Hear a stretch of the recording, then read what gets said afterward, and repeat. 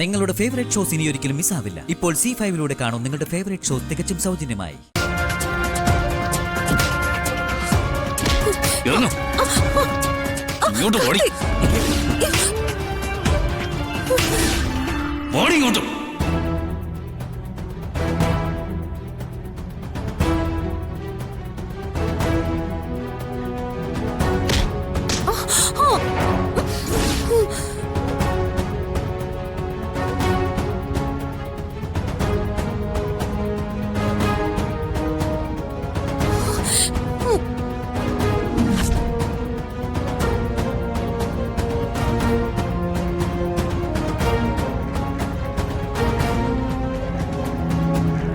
നീ എന്നെ കുരങ്ങളിപ്പിക്കുന്നോടി.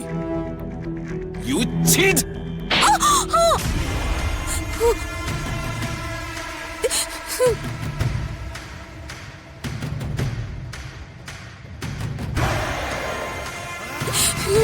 കാർത്തി, അരുത്, എന്നെ തല്ലരുത് കാർത്തി, പ്ലീസ് എന്നെ തല്ലരുത്.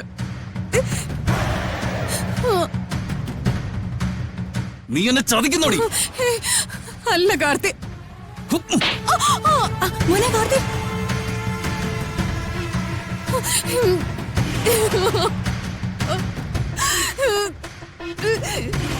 മോനെ കാർത്തി, എന്താ ഇത്?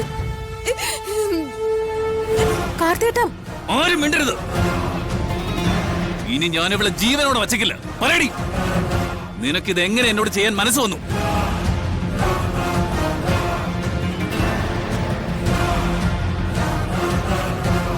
എന്റെ വീട്ടുകാരും എന്റെ ഭാര്യ പോലും എതിർത്തിട്ടും നിന്റെ ദയനീയ അവസ്ഥ കണ്ട് നിന്നെ ഞാൻ ഈ വീട്ടിലേക്ക് കൂട്ടിക്കൊണ്ടുവന്നു.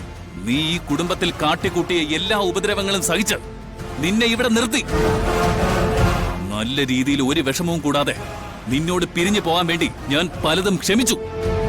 എന്നിട്ട് നീ എന്താടി എനിക്ക് തിരിച്ചു തന്നത്? കാർത്തി, കാർത്തി മോനെ, എന്താ ഉണ്ടായത്? എന്താ സംഭവിച്ചെന്ന് നീയൊന്ന് തുറന്നു പറയേ. ഇന്ന് നിന്റെ അവസാനമാ. ഇപ്പൊ നീ ഇവിടെ ഇറങ്ങിക്കോണം, ഇല്ലെങ്കിൽ നിന്നെ ഞാൻ കൊന്നാളയും. മോനെ കാർത്തി, എന്താണ് കാര്യമെന്ന് നീ തെളിച്ചു പറയും. ഇവൾക്ക് വേണ്ടി ഞാൻ എന്തുമാത്രം സഹിച്ചു. ഭാര്യയെ നിലയ്ക്ക് നിർത്താനോ അവളെ സ്നേഹിക്കാനോ പറ്റാത്തൊരു ഭർത്താവാക്കി ഇവളെന്നെ മാറ്റി. പബ്ലിക്കിന് മുന്നിൽ ഇവളെന്നെ നാണം കെടുത്തി, എന്നെ ഒരു പിടിപ്പ് കിട്ടാനാക്കി മാറ്റി.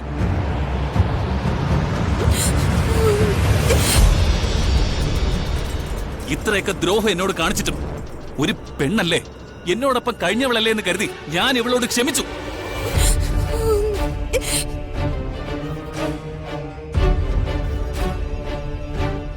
കാർത്തിയേട്ടാ, നിങ്ങൾ കൗൺസിലിംഗിന് പോയിട്ട് എന്തായി? ഞങ്ങൾക്ക് എല്ലാവർക്കും അതാ അറിയേണ്ടത്. ഡിവോഴ്സിന് സമ്മതിച്ച് കൗൺസിലിംഗിന് പോയ ഇവൾ കൗൺസിലറുടെ മുന്നിലെത്തിയപ്പോ കാല് മാറി.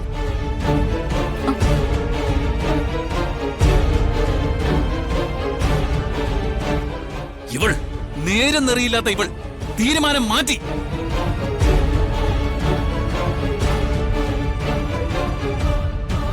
എന്താ ഇവൾ കൗൺസിലറുടെ മുന്നിൽ പറഞ്ഞെന്നറിയോ? എനിക്ക് ഇവളുമായിട്ട് പിരിയാൻ യാതൊരു താല്പര്യമില്ലെന്ന്. എന്റെ വീട്ടുകാരുടെ നിർബന്ധം കൊണ്ടാണ് ഞാൻ ഡിവോഴ്സിന് നിർബന്ധിക്കുന്നതെന്ന്.